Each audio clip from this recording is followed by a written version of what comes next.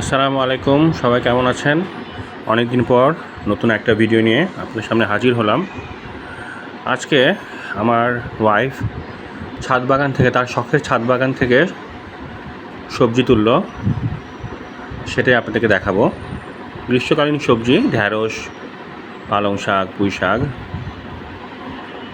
আরও অনেক ফল হয়েছে, ডালিম, আনার আছে। তবে আজকে শুধু এ কটাই সবজি তুললাম। আসলে আমরা কিনে তো শাক সবজি খাই, কিন্তু নিজে শখ করে যদি কিছু গাছ লাগাই, আসলে শখের দাম তো লাখ টাকা, তাই না? এই 20 টাকার ঢ্যাঁড়স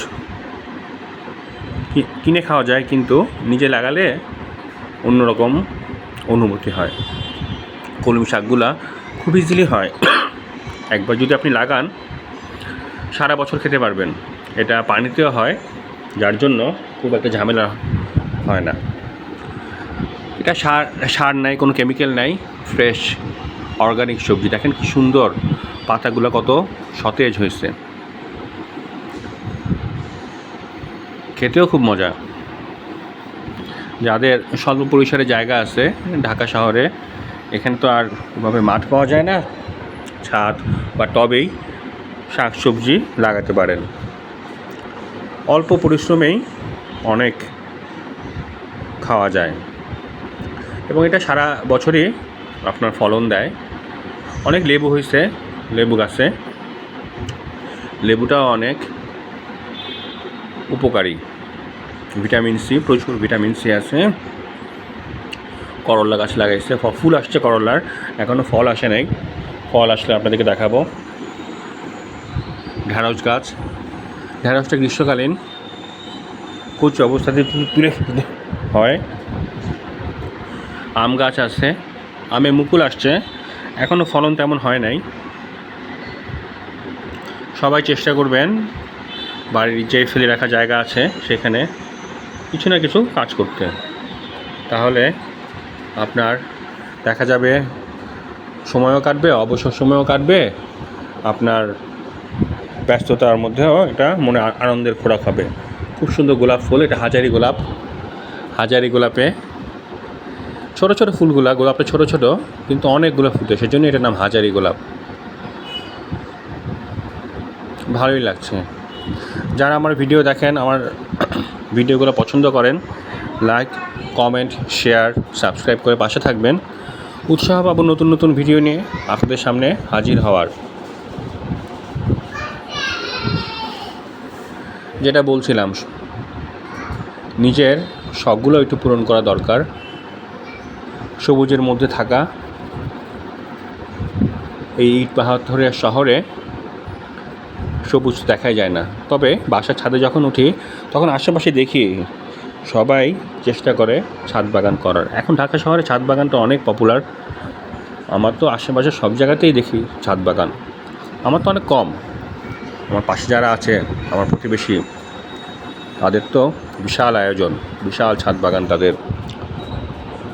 বড় বড় ড্রামে তারা গাছ লাগায়, দেখতে ভালোই লাগে।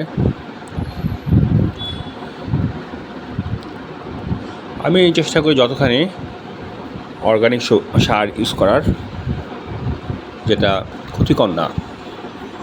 এখন তো অনেক কেমিক্যাল ফার্টিলাইজার আছে, এগুলো এগুলা শরীরের জন্য অনেক ক্ষতিকর, কিন্তু দেখা যায় যে খুব দ্রুত শাকসবজিগুলো বড় হয়ে যায় এসব কেমিক্যালের জন্য। আমি সেগুলো অ্যাভয়েড করি। দেখেন কী সুন্দর জাম্বুরা, খুবই সুন্দর, যদিও একটা হয়েছে, তারপরও নিজের বাগানের বলে কথা। কলা গাছ আছে, এখনও হয়নি, আস্তে আস্তে বাড়ছে, সময় লাগে। কলা গাছে প্রায় বছরখানেক লাগে, আর যেহেতু ছাদ বাগানে একটু সময় লাগে। পেঁপে গাছ, বড়ই গাছ, আম গাছ আছে, অনেক অনেক প্রজাতির আম গাছ। নিজেকে সময় দিবেন, নিজেকে সময় দিলে সেটা নিজের মানসিক সুখের জন্য অনেক উপকারী।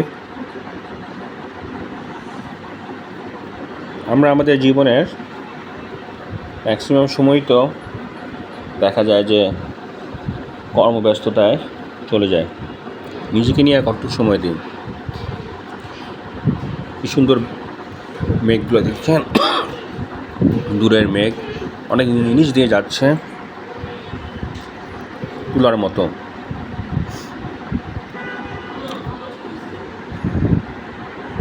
কবির চোখে ঘুরে বেড়ানো সাদা তুলা।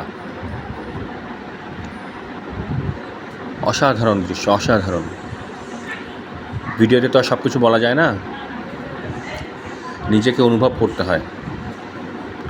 অনুভব করলে ছোট ছোট জিনিসগুলো অনেক বড় হয়ে যায়। খুব সুন্দর বাতাস হচ্ছে, যেহেতু মেঘলা আবহাওয়া, মিষ্টি বাতাস, ঠান্ডা আবহাওয়া। সবাই ভালো থাকবেন। নতুন ভিডিও নিয়ে পরে আবার হাজির হব। আল্লাহ হাফেজ।